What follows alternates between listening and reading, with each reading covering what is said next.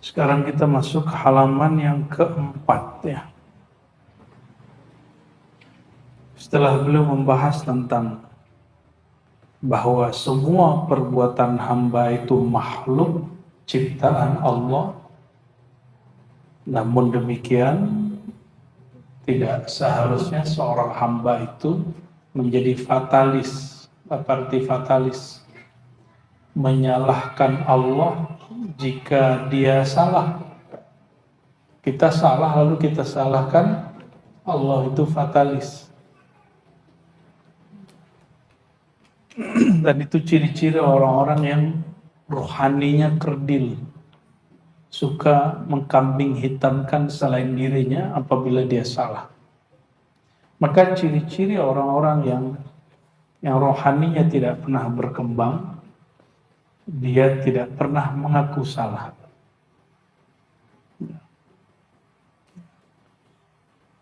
Semua yang terjadi di alam semesta itu perbuatan Allah, bukan? Baik dan buruk itu persepsi kita. Di sisi Allah semua perbuatan dia. Dan Allah la yus'al amma yaf'al. Allah nggak boleh ditanya kenapa.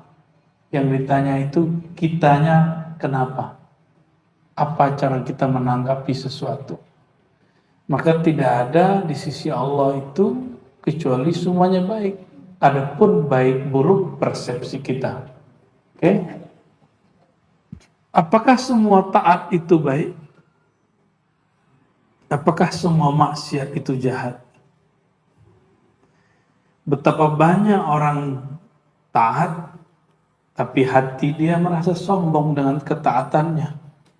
Betapa banyak orang yang terjebak kepada maksiat, tapi asbab maksiat Allah kemudian pecahkan keras hatinya, sehingga air mata dia langsung mengalir.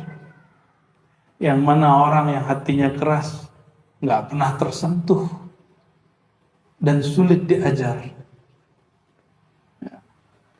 Karena merasa sudah terlalu aman dari makarnya Allah. Hati-hati, la ya'man min makrillah illa munafik. Tidak ada orang yang merasa aman dari makarnya Allah kecuali munafik. Maka Imam Al-Hasan Al-Basri mengatakan, man amina minan nifaq fahuwa munafik. Siapa merasa dirinya tidak munafik, itulah munafik.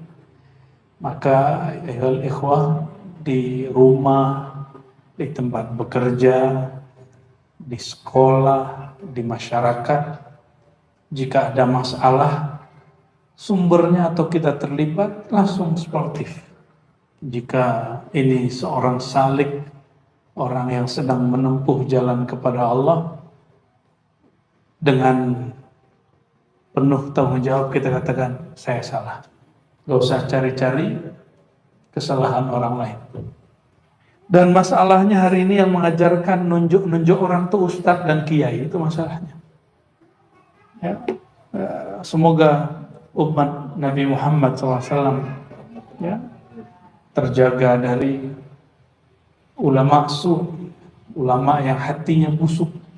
Ulama su bukan orang yang beda politik, bukan orang yang beda thariqah, bukan orang yang beda mazhab.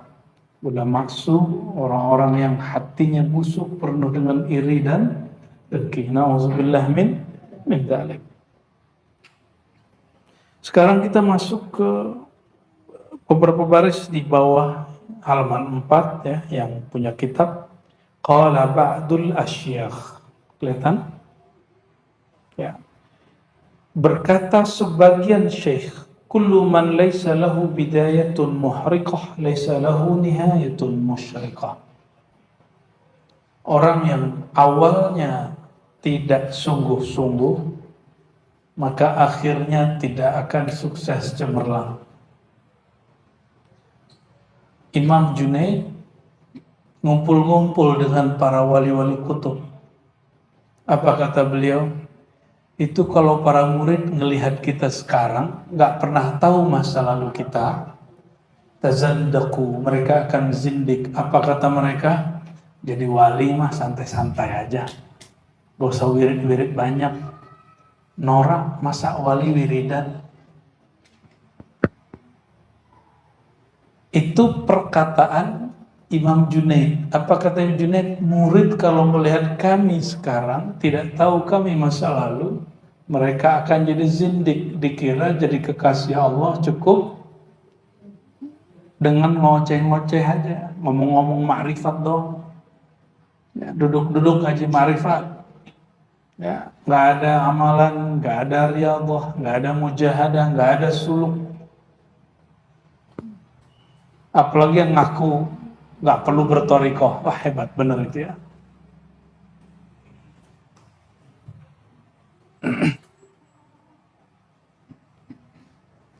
Jadi wali itu sulit kalau Allah nggak mau. Mudah kalau Allah mau. Paham maksudnya? Jadi kalau orang jadi kekasih Allah sebelum Allah menghendakinya, itu sulit. Tapi Allah kalau menghendaki seseorang jadi walinya, Fudail bin Iyad seorang penyamun jadi wali. Tobatnya karena dia bermaksiat. Asbab dia jahat, dia jadi orang baik. Jadi ternyata yang dia jahati seorang wali Allah, maka dia berubah. Ya. Seperti kisah Buya Hamka punya ayah, namanya Haji Rasul. Haji Rasul itu cerita, diceritakan dalam buku ayahku, bahwa beliau ini pernah, dulu zaman-zaman dulu masih banyak penyamun. Ada penyamun di tengah jalan, nyita semua barang berharganya, terus ayah Buya Hamka ini minta izin baca sesuatu, nggak tahu yang dibaca Yasin itu apa. Tiba-tiba si penyamunnya sadar. Nah itulah mungkin pewaris-pewaris Fudail bin Iyad menjadi muridnya. Jadi murid. Maka siapapun yang memandang dirinya terjebak pada dosa, jangan putus asa. Siapa saja yang Allah muliakan dia hari ini dengan taat, jangan kemudian merasa aman. Ya, hanya Rasulullah SAW yang aman dari makarnya Allah, tapi beliau setiap hari masih merasa harus hati-hati dengan hukum Allah Subhanahu Wa Taala. Ini pertanyaan wajib dijawab. Taat takdir nggak? Taat itu bagian dari takdir nggak? Nah, definisi takdir itu apa sih? Ketetapan Allah. Adakah di alam ini sesuatu di luar ketetapan Allah? Ada nggak? Jadi taat takdir nggak? Dibalik maksiat takdir nggak? Jadi jangan salah paham. Ternyata orang-orang mau di kampus, mau di pesantren, bahkan para ustadz sebagian salah paham tentang takdir. Dikira takdir itu cuma yang diusahakan hamba. Kalau apa yang tidak diusahakan hamba. Kalau hamba sudah tidak sanggup, baru berlaku takdir. Ada yang begitu kan? Itu berbahaya, itu qadariyah, neo-qadariyah. Neo, ya, oleh para ulama salaf, qadariyah itu sebagian dianggap murtad, tapi saya tidak. Mereka salah persepsi aja.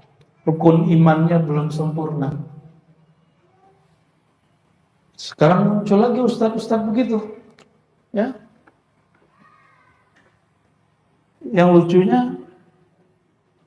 tadinya dia nggak Muslim, terus masuk Islam, jadi ustadz. Nah, diikuti oleh orang yang lahirnya Islam. Itulah lucunya. Ya. Memang dunia permualafan ini betul-betul laku di Indonesia ya. Kita nggak nolak orang mualaf, senang ada orang mualaf. Tapi kalau mualaf mengajar sebelum matang, kita khawatir. Cukup ceritakan perjalanan rohaninya, tidak usah menjelekkan agama sebelumnya. Cukup jelaskan pemahaman baru dia, tidak usah kemudian jelek-jelekin agama lamanya yang sudah jelek ya. Udah jelek ngapain dijelek-jelekin lagi ya kan? Khair. Jadi taat itu takdir bukan? Oke. Maksiat takdir? Benar. Terantum dibilang Jabariyah loh. Serba takdir. Benar nggak nih? Serius? Hakun. Aku yakin. Maka pertanyaan ini balik lagi, adakah di alam ini sesuatu terjadi di luar ketentuan Allah? Ada nggak? Oke. Tapi bedakan keyakinan kita bahwa taat maksiat baik buruk itu ciptaan Allah, ketetapan Allah, dengan kita ridha dengan yang Allah ciptakan, itu beda. Allah menciptakan sesuatu bukan berarti menginginkan sesuatu itu untuk kita pakai, belum tentu. Allah menciptakan taat dan Allah ridha dengan ketaatan. Allah ciptakan maksiat dan Allah tidak ridha dengan. Maka ada kalimat di sini, la yarda bil ma'siyah. Jadi Allah tidak ridha kepada maksiat. Ya. Nah, kembali ke bawah. Fal bidayatu hendak Allah subhanahu wa ta'ala. Maka hakikat murid man afna iradatahu fi iradatillah, yang meleburkan keinginan dia dalam keinginan Allah. Itu hakikat murid. Itu baru murid shadiq. Kita sedang belajar jadi murid. Murid yang shadiq. Apa yang dituntut dari seorang murid supaya dia jadi shadiq? Yang pertama, tasfiyah. Tasfiyah itu, kalau dulu kita sering dengar tahalli, tajalli. Sebenarnya hal itu agak mirip-mirip. Cuma di sini istilahnya tasfiyah, tahliyah, tahliyah, 3T. Tasfiyah, penyucian. Apa yang disucikan? Qalbu. Jadi tobat itu yang pertama dibersihkan itu qalbunya. Tasfiyah namanya. Lalu baru tahliyah. Tahliyah itu jika ada noda-noda, amal-amal buruk pada badannya, kebiasaan-kebiasaan buruk, itu kemudian dibersihkan. Lisan suka ngapain? Ngumpat, gosipin orang. Suka gosipin orang nggak? Kalau kita gosip lalu orang terganggu, itu namanya gosip. Dan itu haram. Lalu si lisan ini jadi penggosip itu karena apa? Karena hati yang bersih atau karena hati kotor? Maka yang pertama dibersihin mana? Nah, hari ini kajian-kajian tazkiyatun nafs yang terjadi, yang dibersihkan cuma zahirnya, batinnya tidak dibersihkan. Orang dipaksa untuk tidak ghibah, tapi kalbunya nggak dibersihkan. Orang diajarkan untuk tidak iri dengki, tapi kalbunya tidak dibersihkan. Kalbu yang mesti dibersihkan dulu. Ya. Nikah itu baik atau buruk? Emang semua nikah baik?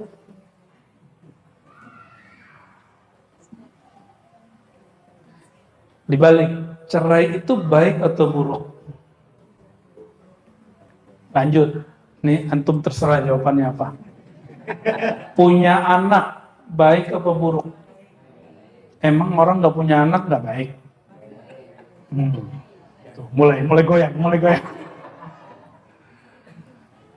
Lapar itu baik atau buruk? Buruk. Kalau puasa baik nggak? Ayo, bingung lagi. Kata dokter, tidur yang baik itu berkualitas itu 8 jam sehari. Kalau antum tahajud 1 jam berkurang 1 jam. Begadang. Kata dokter begadang nggak boleh. Kata dokter siapa tuh YouTuber itu? Nggak boleh begadang kata si dokter apa? Ucap ente matanya mirip sama dia.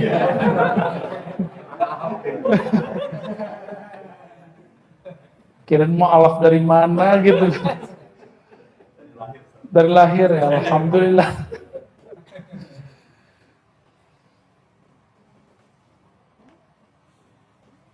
Saya lihat sudah mulai lurus-lurus cara berpikirnya, alhamdulillah. Jadi tasfiyah itu konsep berpikir dan juga kolbu. Kolbunya harus bersih, sehingga konsep berpikirnya bersih. Kenapa orang berpikir buruk? Kenapa orang kemudian berkata kasar? Melihat presiden kemarin PKI, kalau presiden sekarang apa dong? Semuanya buruk sama dia, nggak ada yang baik. Semua dikomentari sama dia, yang baik dia doang. Kan ada tuh yang di TV muncul mulu, ya semuanya buruk sama dia. Ya, dia diminta jadi presiden juga belum tentu baik. Ya ini akibat apa? Apa kata Nabi SAW? Al-kibru batrul haq. Al-kibru batrul haq. Sombong itu menolak kebenaran. Ada tambahan wa ghamtun nas, menghina orang. Suka menghina orang nggak? Suka menghina orang di jalan nggak? Disalib dikit, apa lo? Main apa lo?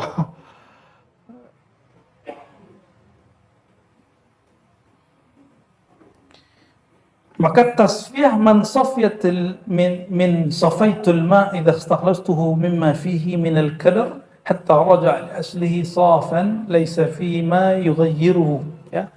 Jadi tasfiyah itu orang Arab kalau ngomong safitul ma, aku menjernihkan air apabila di air itu ada keruh, air keruh atau air keruh. Lalu disaring, jadi dia bening atau ditungguin. Air yang terlalu riak maka dia kotor, maka ditungguin, ya, atau disaring. Maka tasfiyah itu membersihkan kolbu dengan menyaringnya. Jadi kolbu itu punya satu alat, punya satu instrumen dari Allah Subhanahu wa Ta'ala untuk menyaring apapun yang masuk. Menyaring apapun yang masuk.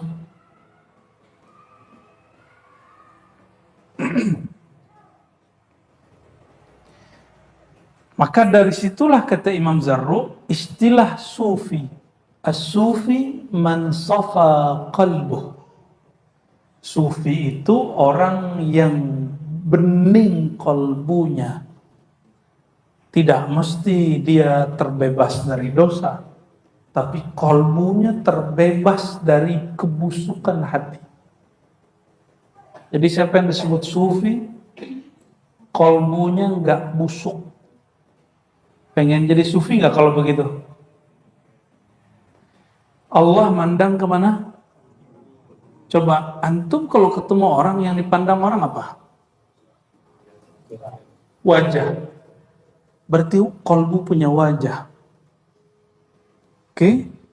Coba, ini ibu-ibu ini kalau mau ketemu seseorang yang kita senang, rapi-rapi nggak wajahnya, bajunya? Karena khawatir mau dilihat orang. Kalau arisan kan yang dilihatin orang tasnya dimahalin. Ya, why? Kenapa? Karena kita ingin mempersembahkan, memperlihatkan sesuatu yang baik. Dan lelah sekali kalau ingin terlihat oleh makhluk, karena makhluk banyak.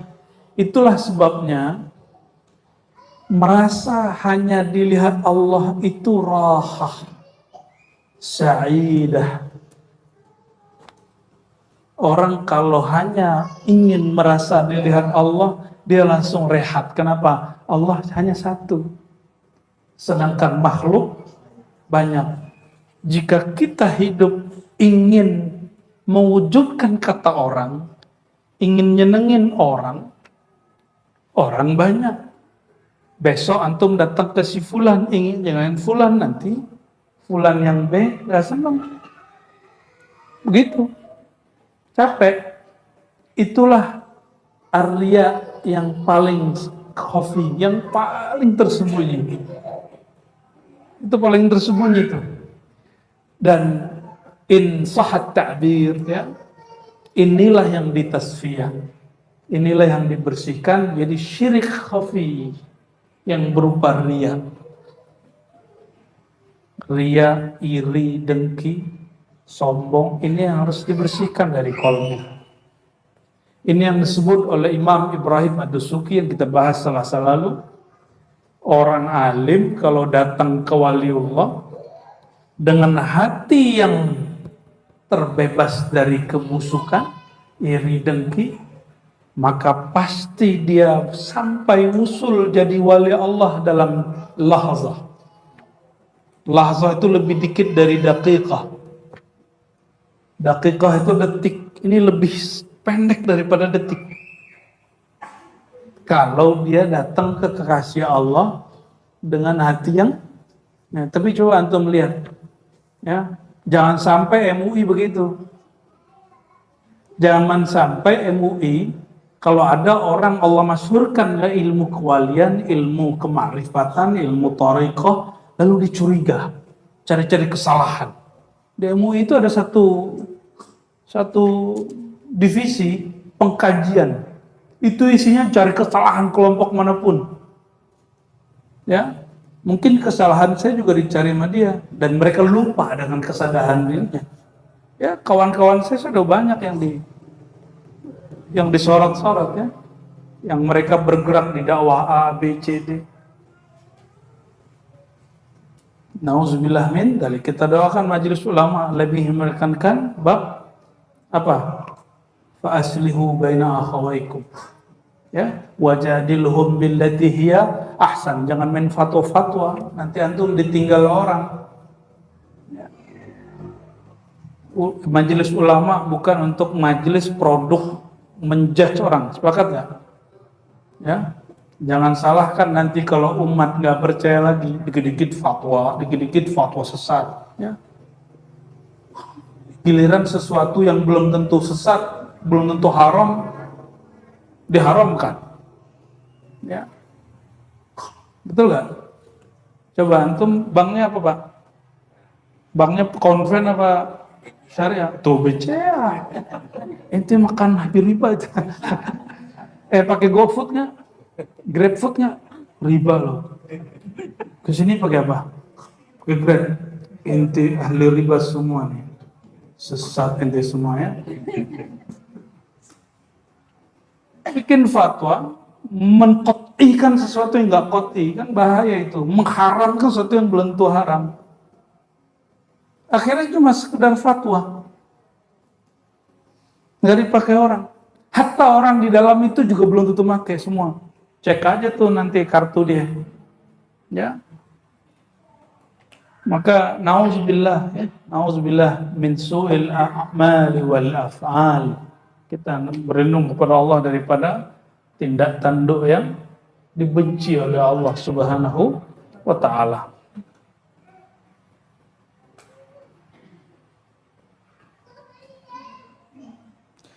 فَكَذَلِكَ يَنْبَغِي لِلْمُرِدْ أَنْ يُصَفِّيَ بِمُجَاهَدَتِهِ مَا كَدَرَ. Maka seyogyanya seorang murid membeningkan, memfilter dengan mujahadah. Artinya harus ada mujahadah. Apa makna mujahadah? Mujahadah itu taqlibul adah, kufrul adah, itu istilah masyayikh. Membalik kebiasaan. Tadinya tidur, kita balik jadi bangun. Jam segini enaknya ngapain?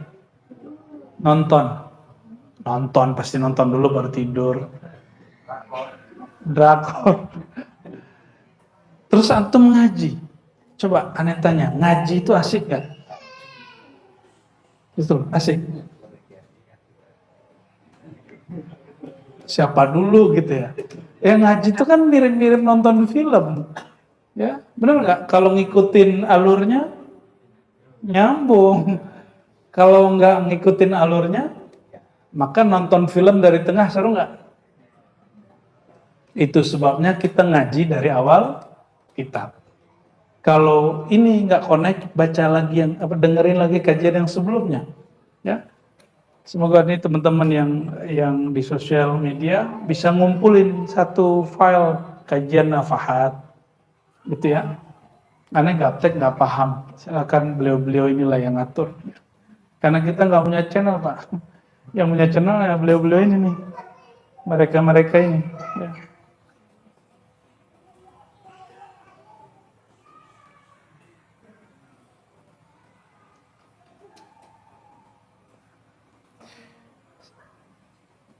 Safi sariratuhu min at-ta'alluq bil aghyar. Supaya apa? Supaya bening kolbunya, sirnya. Sarirah itu rahasia yang ada di dalam kolbu. Ya. Halo Royanil. Jadi apa sarirah? Rahasia yang ada di dalam kolbu. Itu sarirah. Kalau dia tidak difilter, dari apa dia difilter? Ta'alluq bil aghyar. Berta'alluq, terikat, terbelenggu dengan selain Allah. Nah, maka ini bab konsepsi kolbu. Jadi tobat itu, murid itu nggak akan bisa menjadi murid kalau kolbunya, perspektif di kolbunya nggak dibenerin.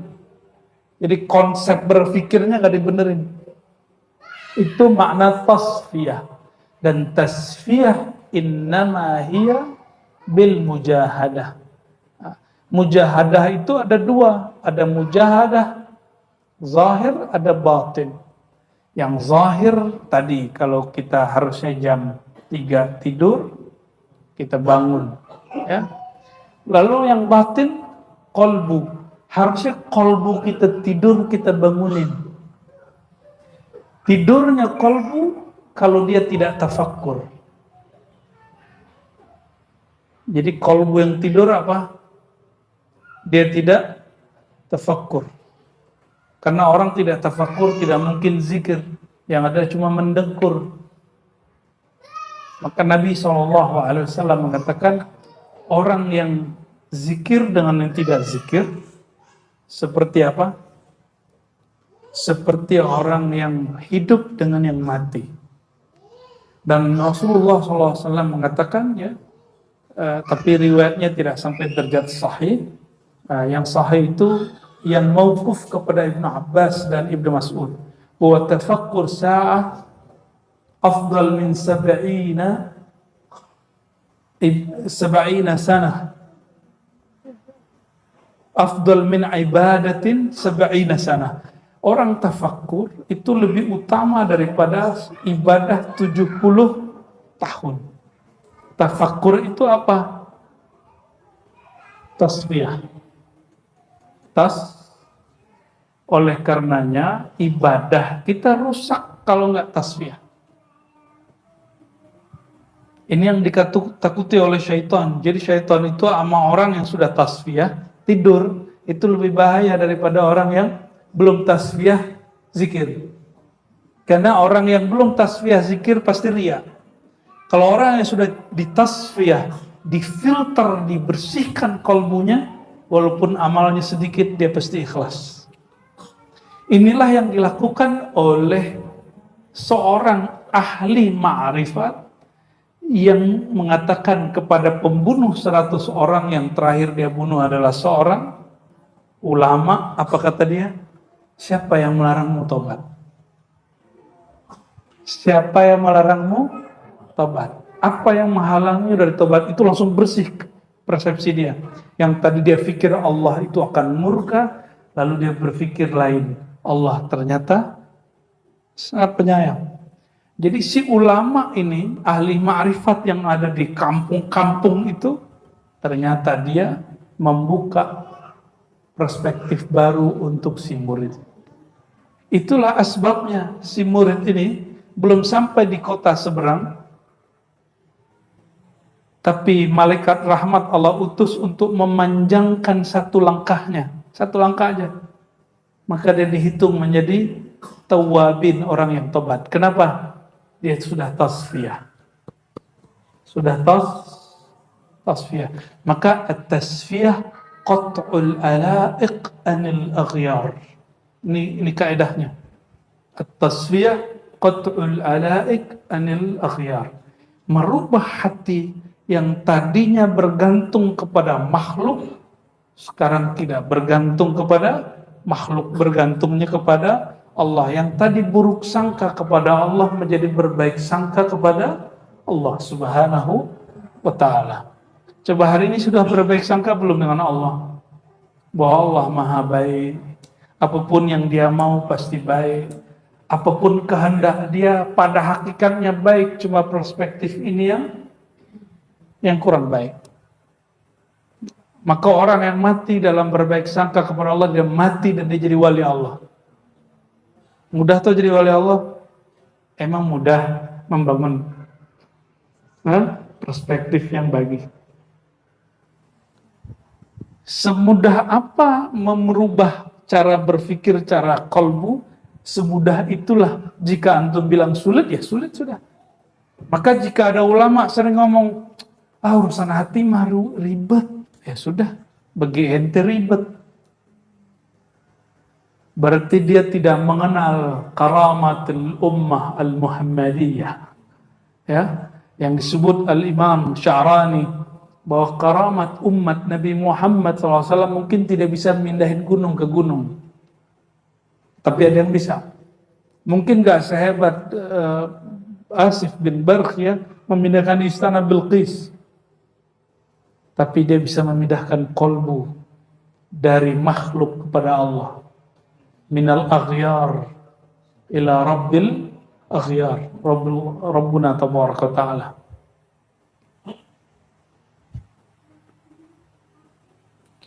Wal wukuf ma'al awham wal afkar, ya. Ini tambahannya. Jadi orang kalau sudah gantung kepada makhluk, maka akan muncul al-waham dan afkar. Ya. Keyakinan yang rendah itu awham, dan afkar dan pikiran-pikiran yang rusak. Fa idza safa al-qalbu min dzalika wa 'ada nuran. Nah, qalbu itu aslinya nur. Aslinya apa? Bahkan nar.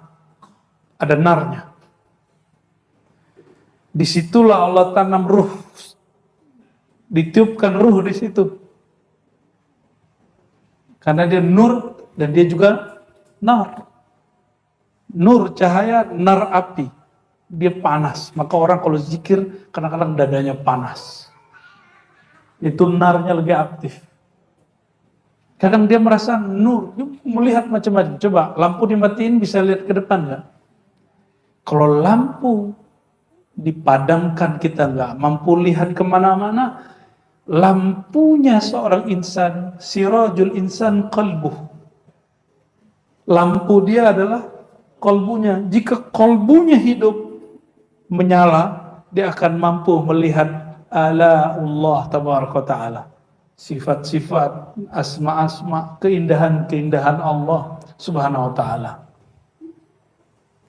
Kejadiannya sama, tapi cara pandangnya beda. Kenapa? Ini kolbunya sudah nuran munawwaran. Maka jika kolbu sudah difilter, noda-nodanya sudah dibersihkan, nanti dia akan kembali memancarkan cahaya. Dulu tempat ini sebelum diwakafkan Haji Iman dan keluarga, beberapa lampu itu berdebu sekali. Sepertinya dulu pernah orang zikiran terus nggak zikiran lama. Benar Haji Iman ya? Akhirnya nempel lah macam-macam di situ. Sehingga kita hidupin lampu tetap aja gelap.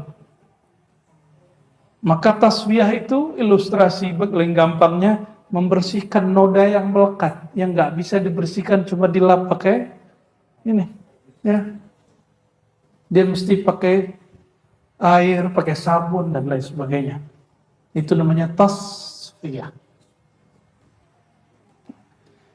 Orang sakit sanggup nggak mengobati dirinya sendiri?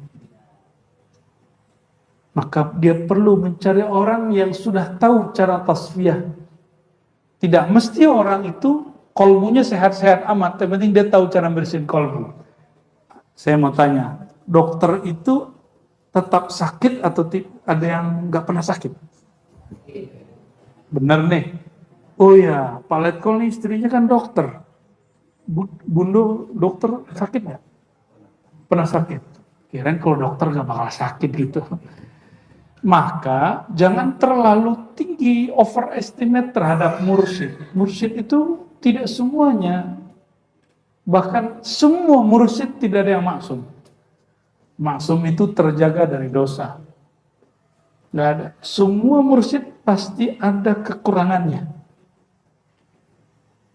Jadi jangan kemudian mendewakan mursyid. Oke? Kalau salah, salah aja. Gak usah dibilang ahwal juga. Salah aja, tapi bukan kita yang negur. Orang yang tepat yang negur dia. Kalau antum negur mursyid, antum jadi mursyid dia. Maksud saya apa? Gak usah jauh-jauh. Ini jangan salah paham. Kenapa ibu-ibu protes? Kok suamiku gak bisa dibilangin ya? Bapak juga protes. Kok bini gue gak bisa dibilangin tadi? Apa jawabannya? Jika kalam seorang syekh dipakai oleh bukan syekh, jadi norak. Coba buka sosial media, lalu ada orang yang kayak jadi motivator, padahal dia bukan motivator. Lucu nggak? Dia bukan motivator, terus buat status cara kaya. Lucu nggak? Lucu. Benar lucu. Ya, saya punya kenalan jamaah, kita ngajar dia beberapa tahun lah. Ya, tukang suka ngeremehin orang. Hatta gurunya sendiri diremehin sama dia. Suatu kali salah satu gurunya nulis buku cara sukses dan kaya.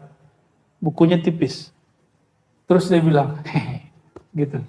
Ketawa dong, ini buku orang udah kaya. Dibagiin ke orang tapi ketemunya nggak ngejekin. Ini buku orang kaya katanya. Apa keanehan situ? Yang nulis bukan miliarder, bukan triliun, bukan seorang pengusaha. Dia ustadz, tapi nulis buku cara jadi kaya. Kalau ustadz cocoknya jadi apa? Nulis apa? Bagaimana cara membersihkan kolbu? Yang pantas-pantas saja lah. Walaupun ada ustadz pengusaha boleh. Ya, baru dia nulis tentang kaya. Ya, sama. Antum kaya, lalu ingin menciptakan kiai, itu juga aneh. Nah, disitulah muncul orang-orang yang buat pesantren, dikira pesantren itu cuma berkubah, terus ada tulisan Arab-Arabnya, lalu dibikin agak Arab-Arab dikit gitu biaya. Terus dia cari ustadz yang bisa digaji. Ente bisa ciptain kiai. Itu bukan kiai. Kiai bukan begitu. Kiai itu yang bangun ruh pesantren sebelum bangun bangunan pesantren. Sebelum fisik pesantren ada, ruhnya dulu. Maka ruh ini ditaruh di mana aja beres, nggak masalah. Ruhnya sudah ada. Nah, jadi tolong jangan salah persepsi ya. Baik.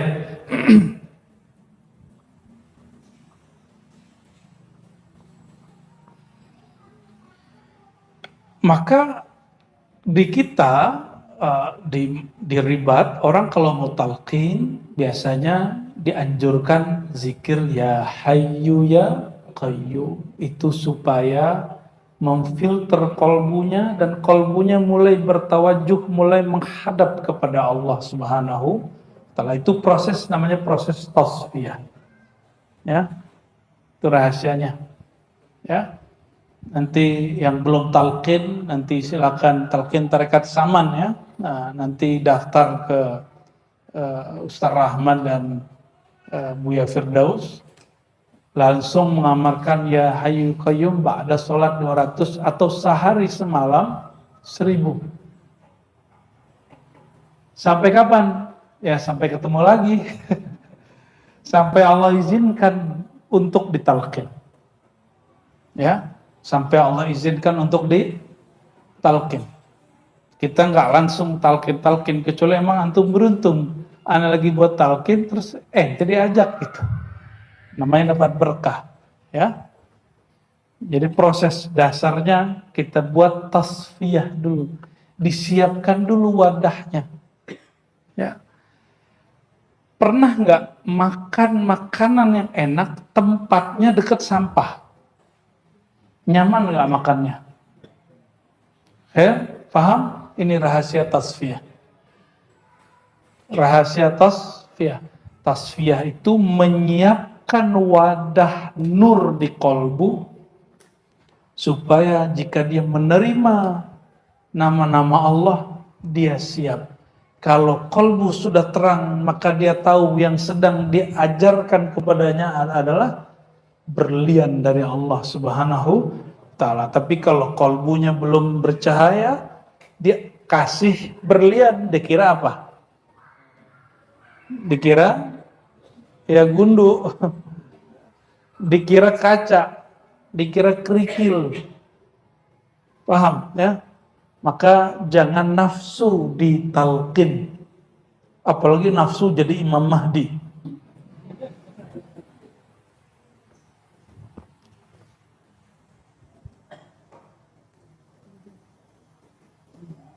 يقول قد صب لكم لا يتم له هذا المقام إلا بعد مجاهدة تامة إذا قعد أو قام.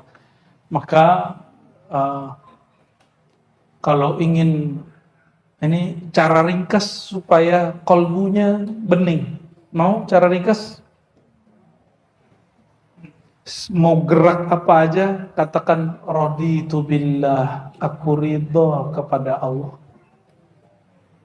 Ya. Jadi membersihkan persepsi gimana caranya? Raditu billah, atau pakai bahasa kita. Ya Allah aku ridho.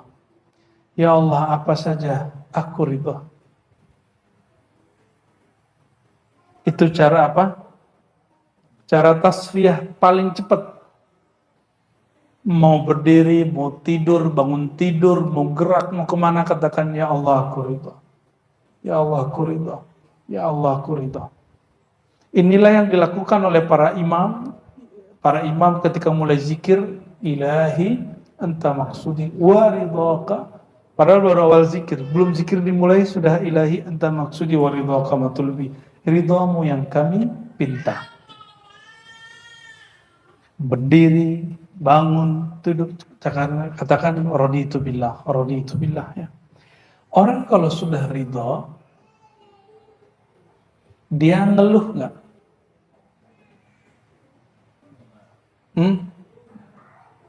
Oke, betul? Benar nih, sudah ridho belum Pak Allah? Kenapa kita nggak marah sama si bocil kalau dia berisik? Karena anak kita. Kenapa kita nggak marah kalau anak-anak kita mecahin gelas? Karena kita tahu, kenal dia. Maka syaratul ridha ma'rifatullah.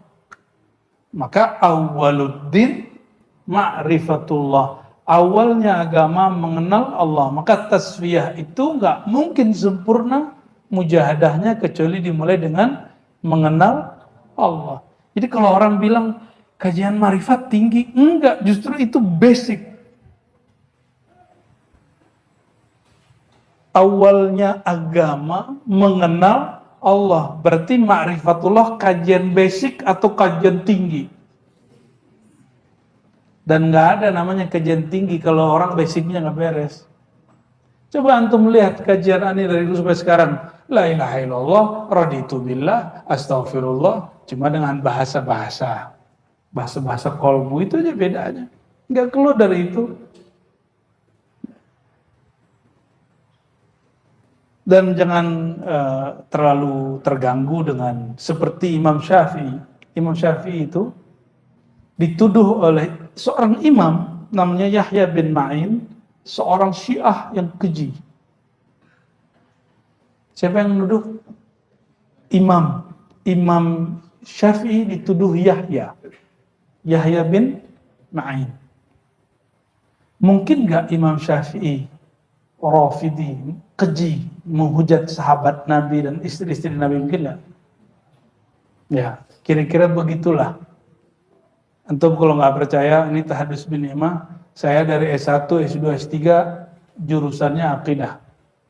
Mungkinkah orang yang belajar akidah Ahlussunnah dari kecil sampai S3 mengatakan bahwa menyembah Nabi Isa boleh?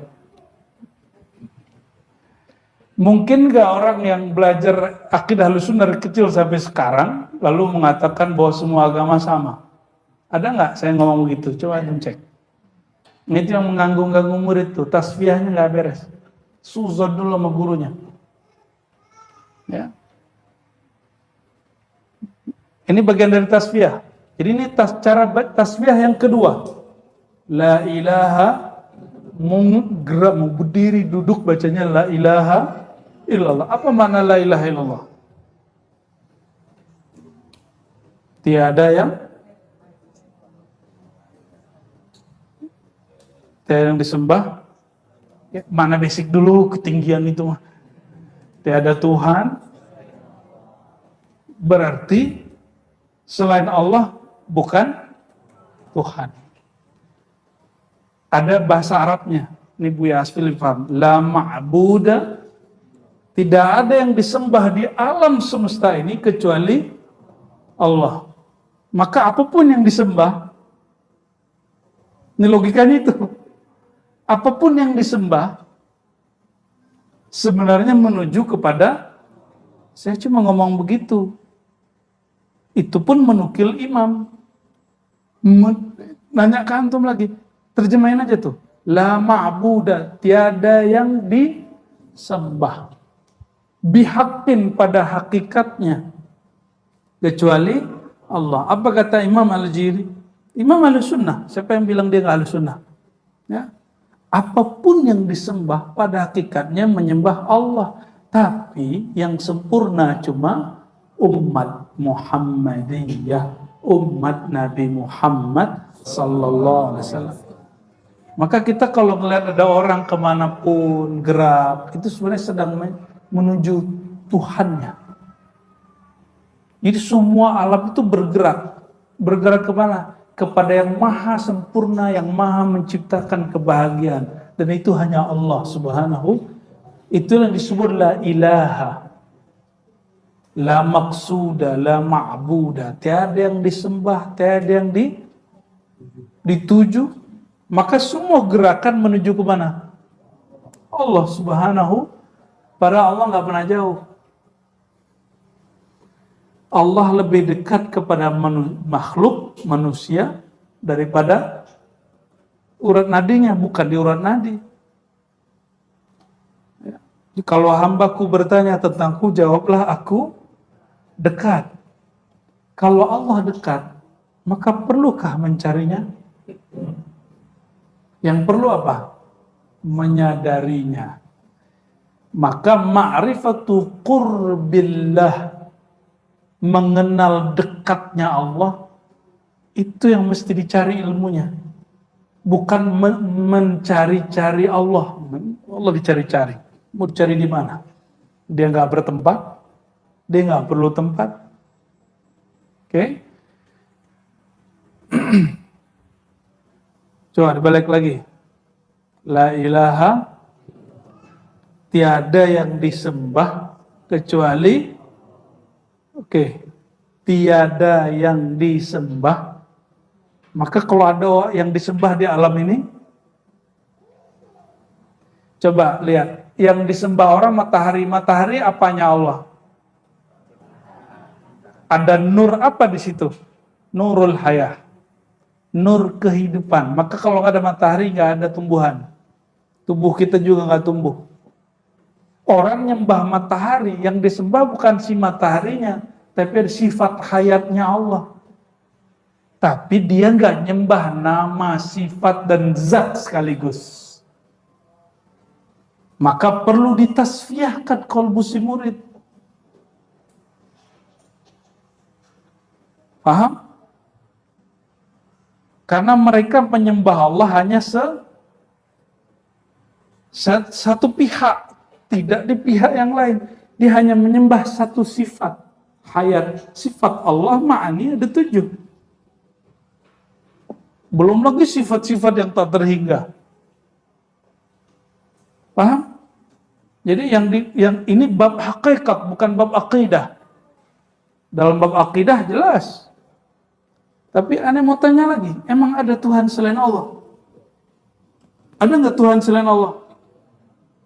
Ada nggak sesembahan selain Allah? Benar.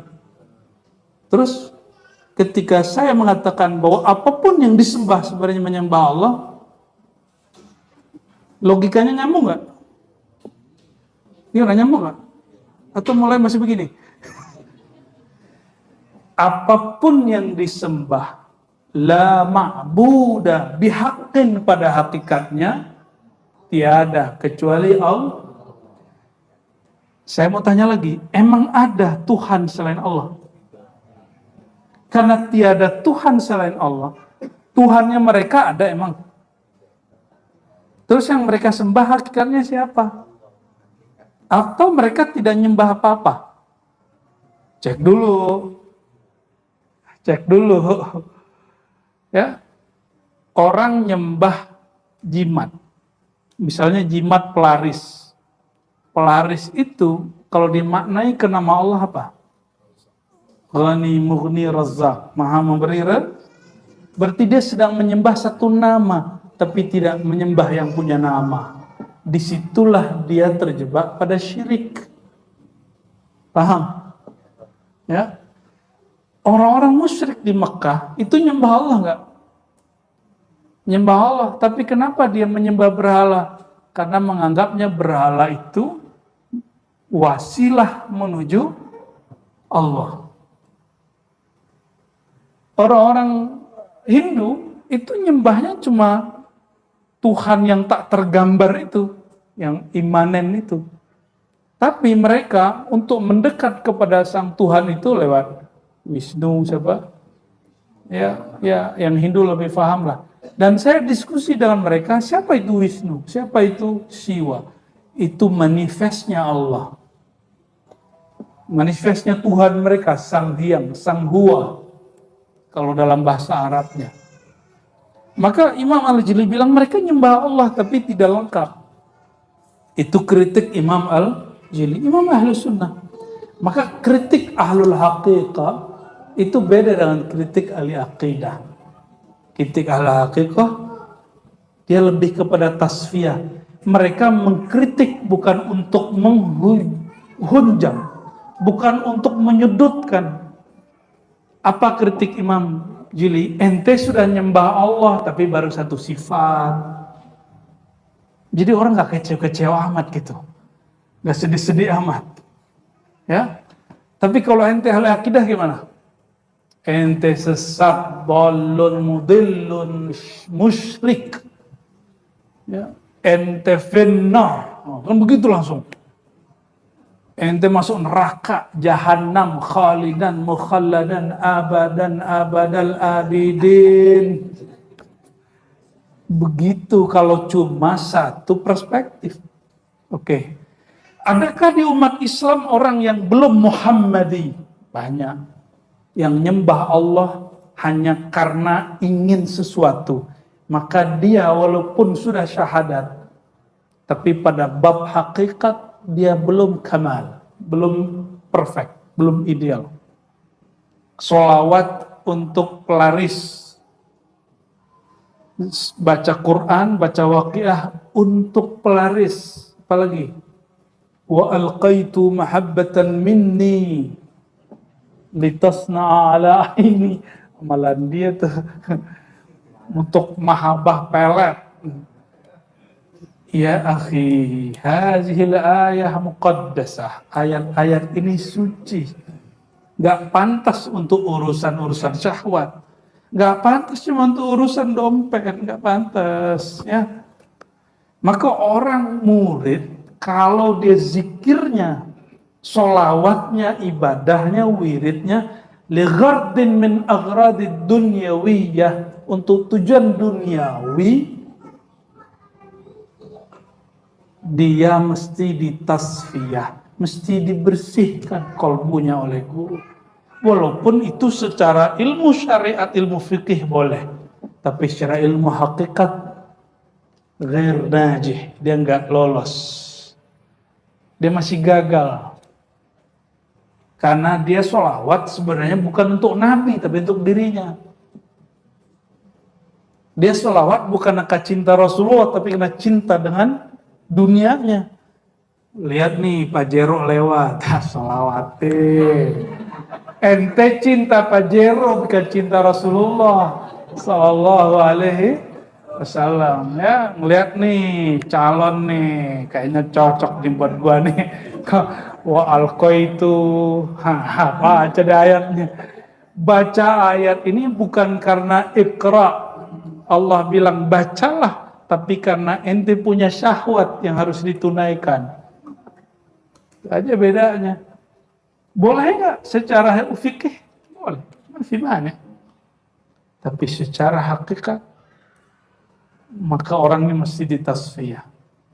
Mesti apa ditasfiyah tadi? Dibersihkan hatinya dari tujuan yang salah. Tuh, kolbunya mesti menghadap ke Allah dulu. Baru bisa dikasih wirid, baru bisa ditalkin, baru bisa ikut suluk, baru bisa kemudian menapaki makom taubah, makom sabar, syukur, sampai kemudian makom yang hanya Allah yang tahu. Ya, begitulah Rasulullah SAW mendidik orang-orang Mekah 13 tahun. Itu sebabnya di Mekah 13 tahun, ayat sudah turun 5 tahun atau 3 tahun sebelum hijrah, tapi Nabi belum mengajarkan sholat 5 waktu. Apa yang Nabi ajarkan pertama kali? Tasfiyah. Jadi ini diambil dari min qalbi Sayyidina Muhammad sallallahu alaihi wasallam. Dan yang kedua, takhliyah. Ngaji kitab ini gak mesti banyak bacanya, yang penting banyak pahamnya. Sepakat? Ya, nanti saya banyak baca kitabnya pada huruf Z.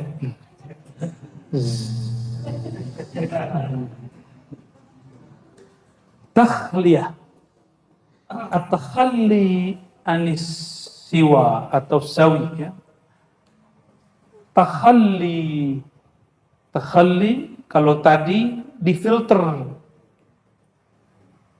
tapi yang di dalam. Sekarang takhliyah itu bisa juga diartikan sesuatu yang buruk, membersihkan minal masawi, dari karakter buruk. Karena orang tidak kenal Allah,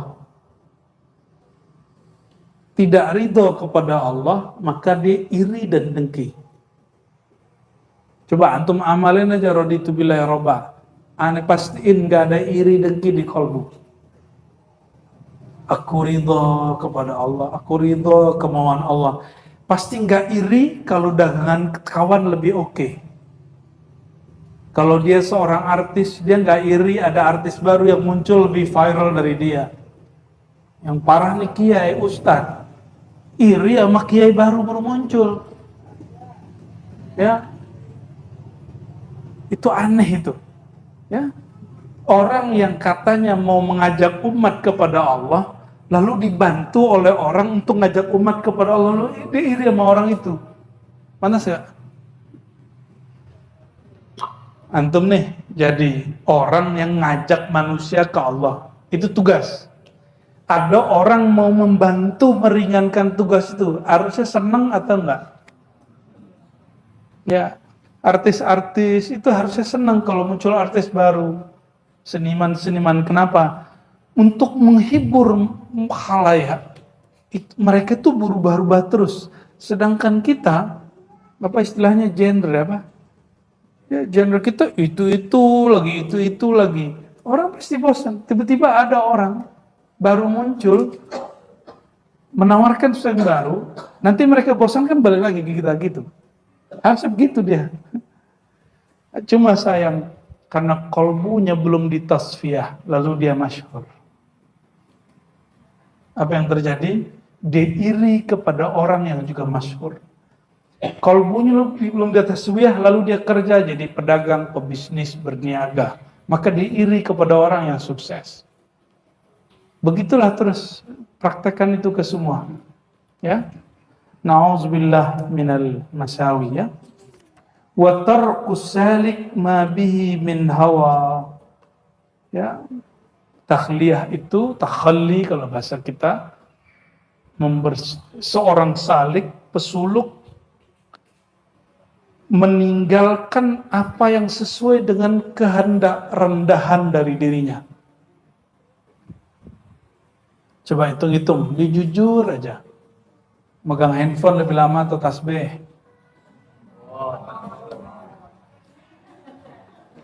Mandang YouTube lebih lama dari mandang kolbu. Bagaimana mau jadi wali? Mau jadi wali? Wali YouTube ya?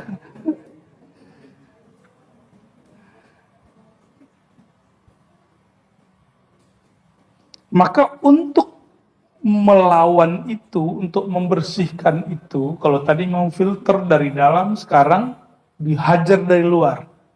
Ya, dia sababani adzikru wal fikr. Maka dia perlu zikir dan fikir. Zikirnya mesti dijaharkan.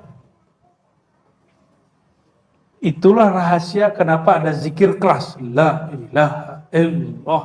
La ilaha illallah.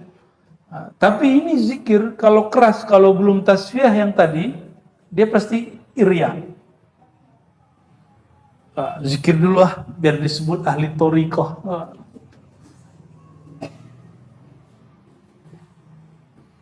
Jadi zahirnya manusia, nafs, tubuh, akal. Coba berarti nafs, jiwa, tubuh, badan, akal. Akal berpikir, tubuh ini dipaksa mujahadah. Dipaksa untuk bermujahadah. Karena nafs awal dicipta oleh Allah, dia sudah bandel. Maka sampai sekarang, walaupun Allah sudah tiupkan nurnya, ruhnya kepada kita, dulu ama yang meniupkan aja si jiwa itu bandel, apalagi ama tiupannya. Paham gak nih? Allah pertama menciptakan nafs. Ini bukan bab aqidah, ini bab ontologi, bab hakikah. Maka ulama tasahalu fi riwayatihi. Mereka tasahul meriwayatkannya. Jadi meriwayatkannya dengan santai. Nggak terlalu ketat, mengatakan ini sahih, tidak sahih, nggak. Biasa aja. Setelah Allah ciptakan nafs, apa kata Allah? Wahai jiwa, wahai nafsu, aqbil, menataplah kepadaku. Menghadaplah kepadaku. Apa kata si jiwa, nafs? Kata nafsu, man anta, lu siapa? Nyuruh-nyuruh gua. Ente siapa? Maka Allah kemudian tidak beri dia makan. Setelah nggak diberi makan, dipuasakan baru dia, itu yang disebut mujahadah. Jadi kapan jiwa ini baru patuh? Kalau dia dipuasakan dari kebiasaannya. Kebiasaannya nonton, kurangi. Nggak mesti diberhentikan, kurangi. Kalau nggak bisa juga, alihkan tontonannya. Yang tadi negatif jadi positif. Yang kecanduan nonton bokep, ganti filmnya. film terbang-terbang kayak apa kayak gitu ya. Sci-fi apa namanya? Yang begitu, yang aman. Nah, lama-lama nanti cari yang lebih berkualitas terus sampai akhirnya bisa meninggalkan pelan-pelan. Ya. Jangan tanya hukum nonton drakor ya. Ya, itu Buya Asfi lebih tahu jawabannya. Jadi takhliyah caranya apa? Zikir dan fikr. Zikir dan fikr. Dan mungkin nggak ini tanpa ngaji? Maka bertorikoh itu tidak hanya zikir keras, tidak hanya zikir 1000, 2000, 3000, 7000. Torikoh itu aham syai' fit turuq as-sufiyah at-ta'allum. Jadi hal terpenting dalam torikoh yang ditinggalkan banyak majelis torikoh hari ini adalah ngaji ilmu torikohnya. Kalau orang zikir udah banyak yang bisa zikir, talqin udah banyak orang bisa talqin, tapi yang diajak mau duduk ngaji, baca kitab, dengerin kalam-kalam yang bisa mentasfiyah dan mentakhliyah itu tidak banyak. Itu problemnya. Maka insya Allah ribat dimanapun nanti buat surau. Ini surau nanti kita tambahkan namanya Bu ya, Nur Rahmani. Jadi semua surau ribat nanti di depannya ada nur. Tafaulan mengambil berkah dari nama Nur, Nurullah, Nur Muhammad SAW. Karena semuanya bersumber dari Nurullah, Nur Muhammad, maka kita mengambil berkah dari nama itu Nur Rahman. Ya, kalau di BSD nanti Serpong nanti namanya Nur Muhammad atau An-Nur Al-Muhammadi. Nanti secara kebahasaan nanti biar diluruskan Buya Zulasfi ya. Beliau ini penyidik kita ini, hakim kita sudah. Wabidzikri tasruqul anwar. Zikir itu rahasianya apa? Kenapa murid mesti zikir? Kalau Imam Junaid dan Abu Yazid kalamnya aneh. Abu Yazid itu udah melewati makom zikir, dia sudah sampai ke makom syuhud. Zikir itu mengingat, menyebut karena merasa tidak ketemu. Kita sebut-sebut dia. Coba orang, antum lagi ingat aneh atau lagi ngeliat aneh? Namanya syuhud. Kalau sekarang perlu ingat Ar-Razi nggak? Atau cukup tatap Ar-Razi?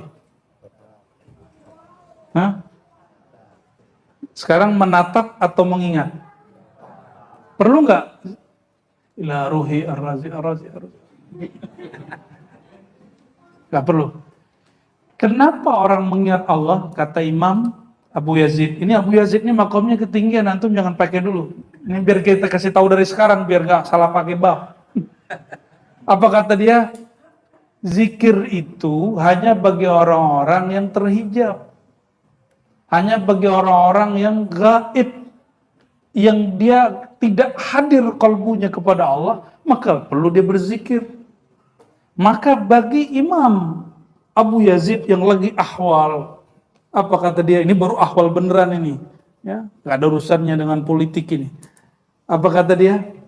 Az-zikru zanbun. Ente zikir, ente dosa. Kenapa? Karena Allah gaib dari hatimu lalu engkau ingat-ingat. Ngeri kan gitu? Itu makomnya ketinggian, lu taruh dulu, biarin dulu. Kita makom kita yang standar-standar dulu. Zikir kita zikir beneran gitu. Zikir kita di awal menyebut, lalu mengingat. Sebut, ingat, sebut, ingat, sebut, ingat, sebut. Gitu. Ya, belajar menyebut, belajar mengingat. Apa faedahnya? Fabidzikri tasruqul anwar. Zikir itu dapat memancarkan cahaya. Oleh karenanya, orang kalau zikir, pikiran dia cerdas. Kalau dia santri, dia pasti cerdas. Kalau dia pedagang, pasti dia jadi brilian. Dia tahu peluang-peluang. Jika dia seorang pejabat, dia pasti hati-hati. Dia seorang pemimpin, dia pasti amanah. Amanah itu orang cerdas. Maka kalau ada pemimpin gak amanah, itu pemimpin bodoh. Ya, maka zikirnya pemimpin amanah. Zikirnya pemimpin amanah, jujur. Zikirnya murid, ya Allah, ya Allah, Allah, Allahu, la ilaha illallah, itu zikirnya. Kalau zikirnya pemimpin, dia amanah setiap hari. Itu lebih afdol daripada zikir, antum zikir 70.000 tahun. Ya, tapi nggak amanah. Zikir tapi hatinya ghaflah, ya. Fatattadhihu as-subul wa tatafarraqu al-aqdar wa bil kathir minhu wal qalil yabra al-masmum. Zikir itu faedah keduanya tattadih as-subul. Nah, tadi saya buat ilustrasi, kalau ada lampu bisa melihat sekitar. Oke. Maka jika ada cahaya, orang mampu melihat keajaiban Allah dalam dirinya. Maka dia akan tahu kolbunya kemana harus menatap. Menatap kepada sifat nama zat Allah atau menatap kepada dunia yang telah dihijab dan dibuang oleh Allah Subhanahu wa ta'ala. Kemana dia menatap? Ya. Dan itu nggak mungkin kalau nggak zikir. Oleh karenanya al-khusyu' biduni dzikrillah minal amani. Zikir khusyuk tanpa zikrullah itu angan-angan. Apa kaidahnya? Khusyuk tanpa zikrullah angan. Jadi kalau mau khusyuk, mantapkan zikrullah. Udah gak ada lagi. Dan yang paling dahsyat, afdalul khusyuk apa? Ma'rifatul ma'bud. Khusyuk tertinggi, orang mengenal yang dia sembah. Pasti dia khusyuk. Ya, khusyuk itu nunduk. Orang gak mungkin nunduk kalau dia gak kenal. Gak mungkin hormat, respect kalau dia gak kenal. Ya.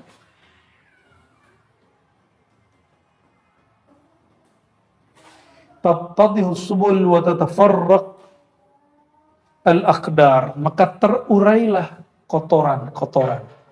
Ya, kotoran lidah mulai terurai. Coba kalau puasa hari Senin, tadi puasa nggak? Terus matanya mau jelalatan, kolbunya ngasih sinyal nggak? Hep, halo, kamu lagi puasa. Itu namanya tatafarraqul aqdar. Maka kotoran-kotoran mulai dipisahin. Dan sungguh aneh ada orang puasa sunat tapi korupsi. Nauzubillah min dzalik. Yang halal dia tidak makan, tapi yang haram dia makan. Ternyata dia puasa bukan karena patuh kepada Allah. Dia puasa supaya proyeknya tembus. Dia puasa itu milik Allah. Lalu dia rendahkan puasanya jadi dunia, untuk dunia. Oleh karenanya, mohon maaf saya tidak sejalan, walaupun saya tidak menyalahkan. Thariqat saya bukan, kamu mau naik pangkat, nih amalin nih, enggak. Itu bukan thariqat saya. Kamu mau sembuh, amalin nih, enggak. Kalaupun ada, kita sesekali ngomong faedah zikir, tapi bedakan. Fawaidud dzikr bukan maqasidud dzikr.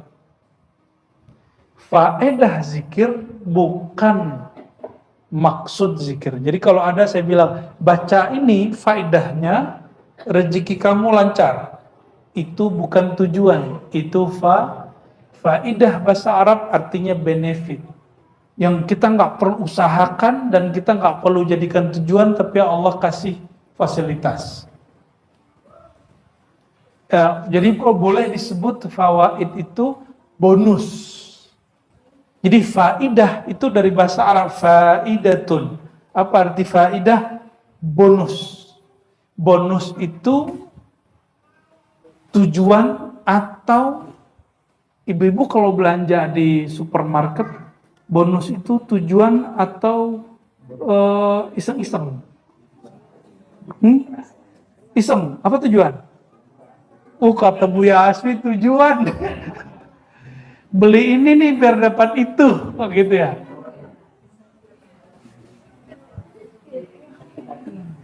Iya, ibu-ibu itu beda 500. Masuk loh barang tuh. Ya. Sama harganya dapat hadiah, itu beda tuh. Ngambilnya lebih cepat. Kalau bapak gimana?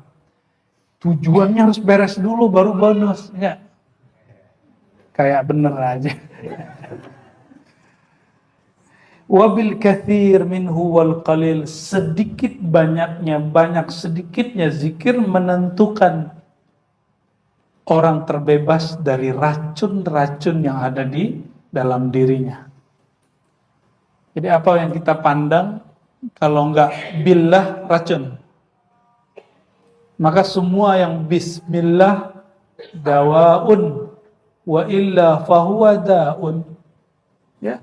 Semua yang dimulai dengan nama Allah, ridho kepada Allah, dia obat.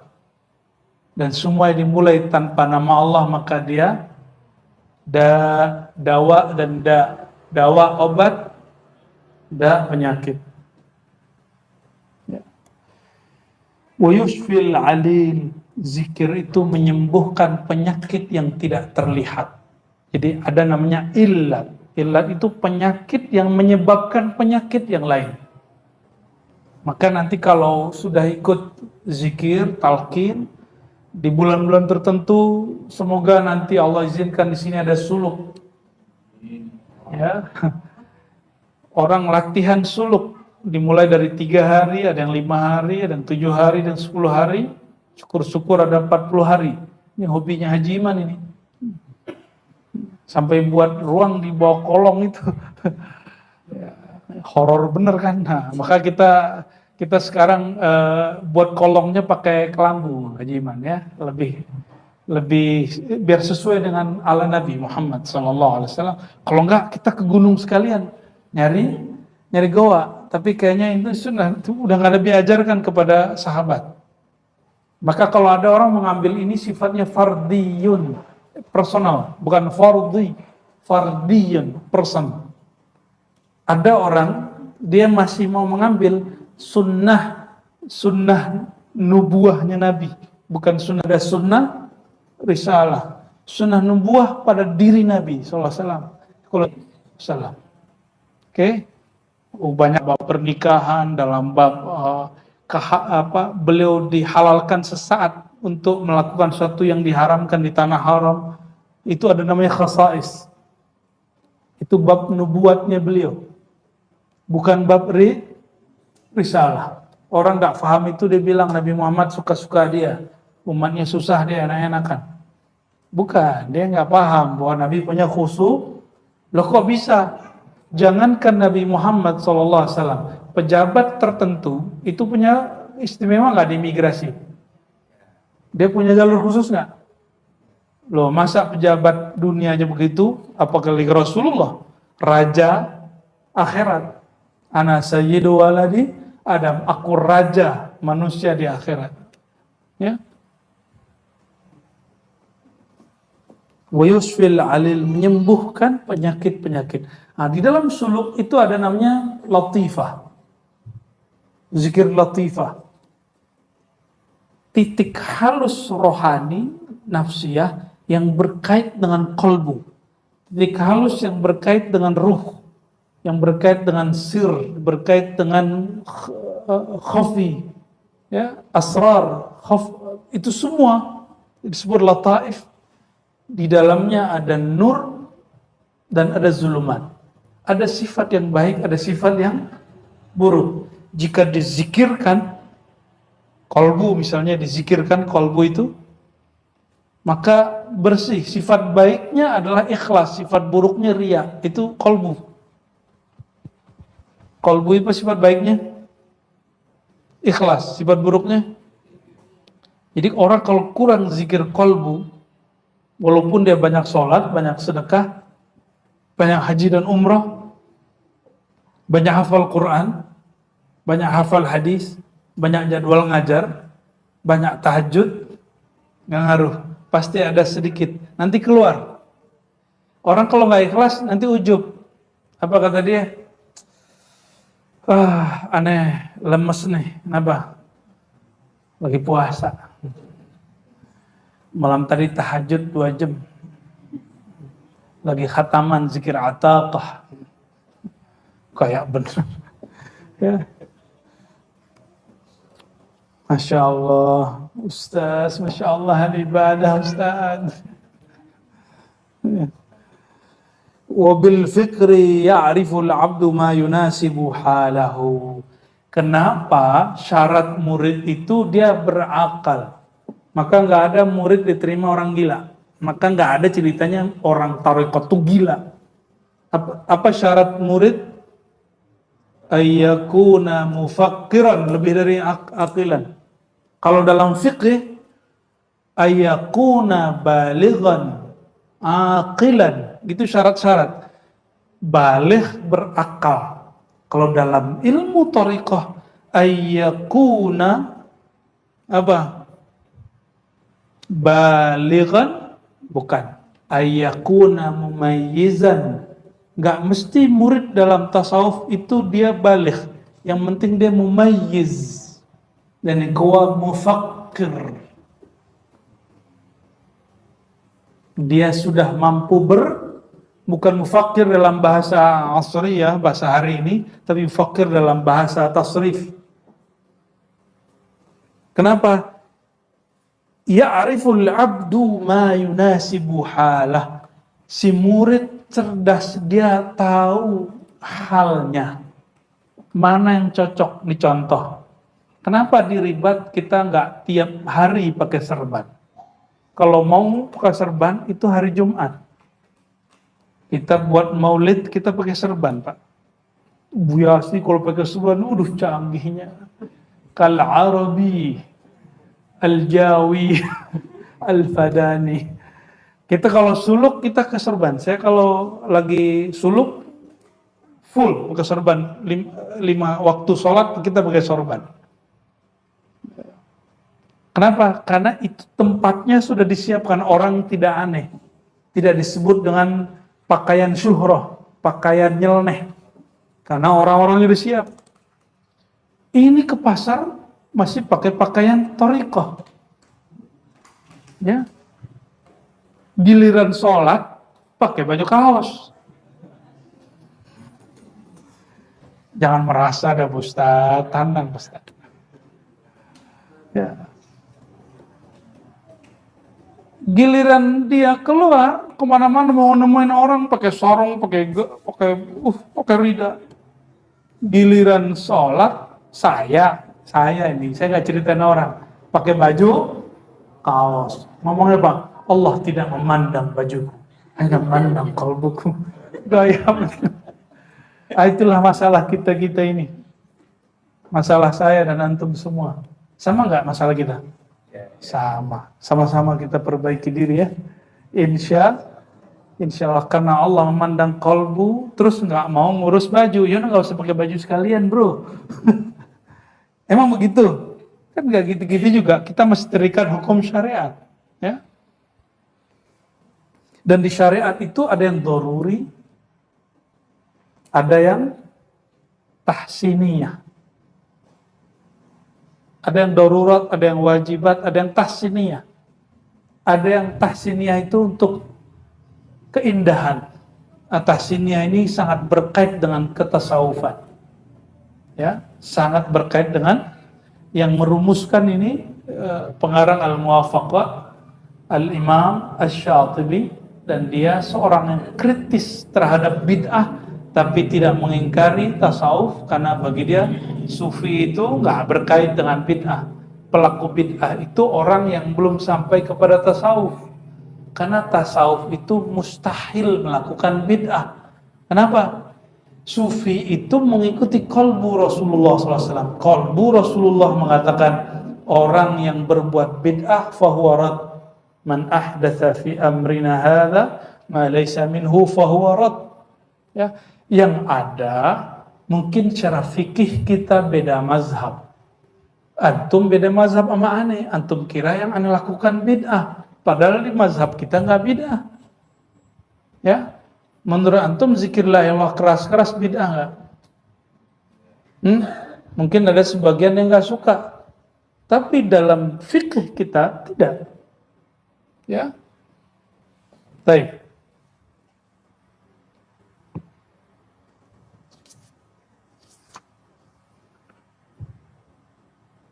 Fayalwi ilaihi amaluhu wa ma la yanfuhu tarakahu wa takhalla anhu. Maka orang kalau berpikir angan-angannya jelas tertuju kemana dan sesuatu yang gak bermanfaat dia tinggalkan dan dia bersihkan. Ini ciri-ciri murid yang sudah mulai berpikir. Mohon maaf, banyak majelis zikir cuma duduk-duduk, ya. Mohon maaf nih, majelis thariqat duduk-duduk terus ngomongin pengalaman rohani. Aneh malam tadi ketemu Nabi SAW. Yang satu lagi aneh ketemu ini, aneh itu, saya melihat cahaya warnanya merah lalu berkedip-kedip. Aneh waktu zikir badan merinding. Jadi akhirnya cuma cerita-cerita begitu. Habis itu rokok habis, makanan habis, waktu udah habis pulang. Hanya habis begitu. Sayang, majelis thariqah, majelis zikir hanya habis duduk-duduk begitu.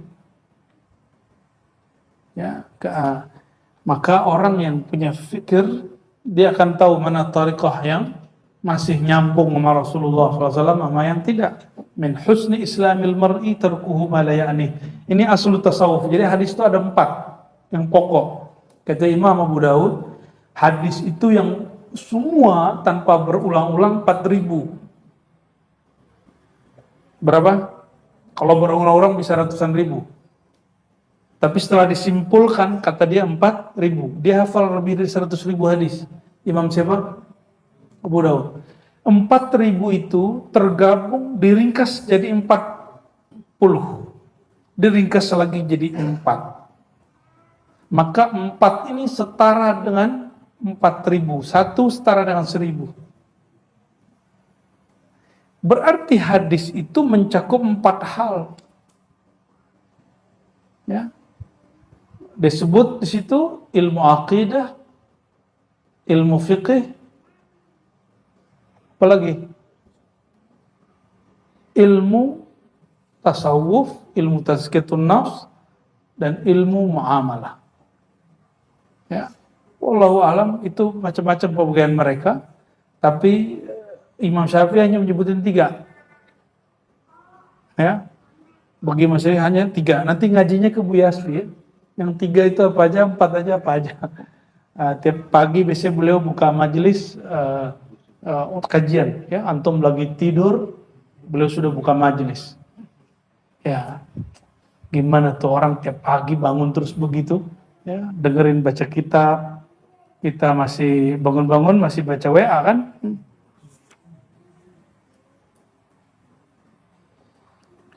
Wa tasbih wa takhliyah yakunani fil aqli wal fikri wal qalbi wal ruh wal sirri wal hawas wal zahirah. Bahkan beliau mengatakan tasfiyah takhliyah itu mencakup pada akal, fikir, qalbu, ruh, sir, dan anggota tubuh.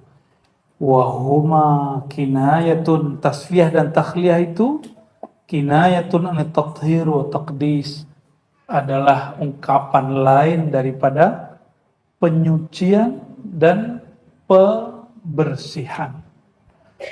Fa taharatul aqli bi'adami wukufi inda qaul min al-aqwan, dan selanjutnya kita lanjutkan pada bulan depan insya masih kuat. Yang berapa ini? 1 kitab lagi? Serius? Salawat dulu ya.